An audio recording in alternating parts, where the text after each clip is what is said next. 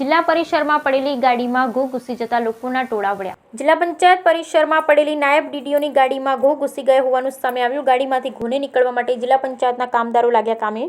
પડેલી ગાડીમાં ઘો ઘૂસી હોવાની વાતથી ગાડીમાં શોધખોળ હાથ ધરાઈ। બ્યુરો રિપોર્ટ ભરત હક્કરડી, બનાસકાંઠા।